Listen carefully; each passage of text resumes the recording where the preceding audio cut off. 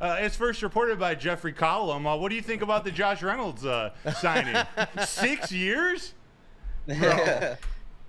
No doubt about it. I got duped. Look. Listen. I know our job to be accurate.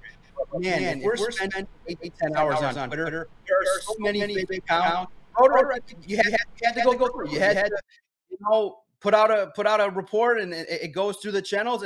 And look, it happens. You make the mistake. You owned up to it. That's all you can do.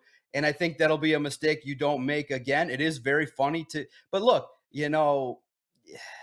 when the site, and I don't know, Kool-Aid, if you've ever paid attention to it, when the site Ballsack Sports came out and they started putting stuff out that got all the way to the level of ESPN, that's crazy in this day and age. But it's a fast news cycle.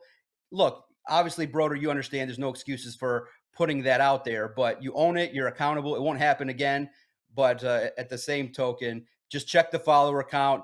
Really, in the end, I'm disappointed you didn't text me. You didn't look to see if I tweeted it, because I'm looking at the besides adult content, I'm also looking at what's going on with the Lions.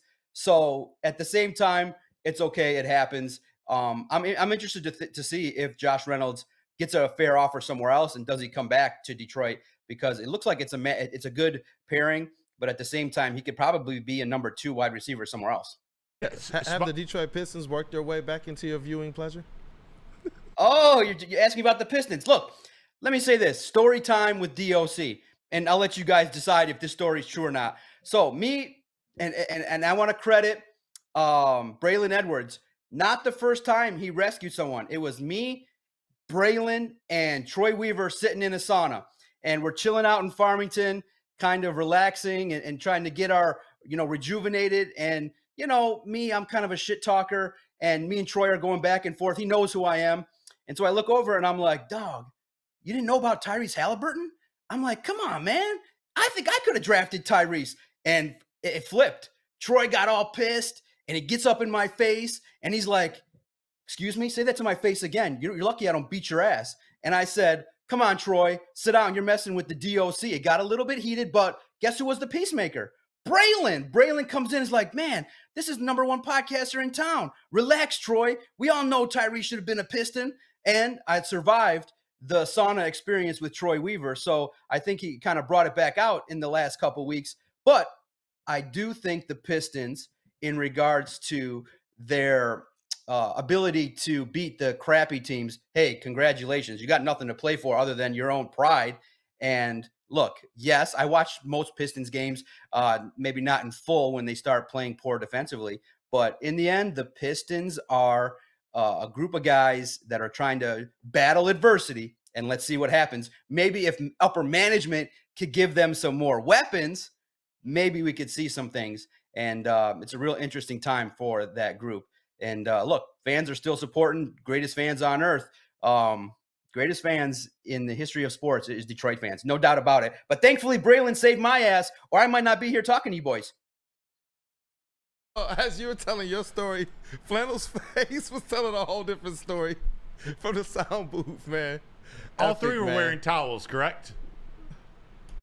Yeah, because those two couldn't measure up. Ooh. Lay it out there, Doc. I'll tell Braylon later today. I'll let him know. Let him know. Doc hangs low, baby, 2 feet from the ground. Shout out to Bruce Brown and Grady Dick. Yeah. Did you see that picture, by the way, of Brown and Grady Dick checking into the game? Yeah, that's gave me the motivation to get my you unjogged my memory. And man, thankfully, like I said, Braylon is one of the nicest guys ever. I couldn't believe he was willing to stand up for the DOC. I was like, I was really just kidding around with Troy. All the shitty picks he's made. I'm sure he's seen all my tweets, but when I said it to his face, he wasn't happy. Calm down. Once I would have talked down, I would have listened, man. We're all sitting around here. We're all boys. Settle down. Let's get back to the sauna. We appreciate you so much. You bring an awesome element to this show every Thursday at 8:30.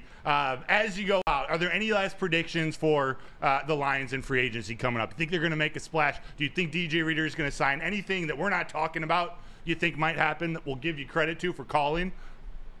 Oh, no, I think it's DJ Reader. I mean, you don't bring a guy in unless you kind of have it, unless the medical goes terribly wrong. I think he probably will sign with the Detroit Lions. I think it's going to end up being a pretty relatively calm free agency period. I think the Detroit Lions are moving in the right direction. And for those of you that are that are riled up, look, it's a situation in which Brad Holmes has a calculated vision. He's earned the right to have the trust, but I respect the fact that you want a championship team and you want the best players. That's what fans should want. So I don't have any issue with those fans that are riled up like an Eduardo that are like, wait a minute, Danielle Hunter would look great here in Detroit. Yes, he would look great here in Detroit. But Dan Campbell wants to be investigative. He doesn't want a Jeffrey Collum on this roster. He wants guys that are solid, reliable, real, and will definitely respect the process. And that's what Dan Campbell and Brad Holmes are about. I respect the fact that they tell you what they're going to do and they go out and do it. And for this Detroit Lions football team, I think they have enough to compete. But there is a little bit of concern that the moves made in free agency have not made them as good as we all would like. Yes, that concern that fans have is valid, but the Super Bowl is right around the corner. The NFL draft, I think, will make everybody calm down because Brad Holmes shines in the draft period. That's his MO. It's Cooks, and you know what, Doc? You cooked for this segment. Kyle Stark said, best Doc segment ever.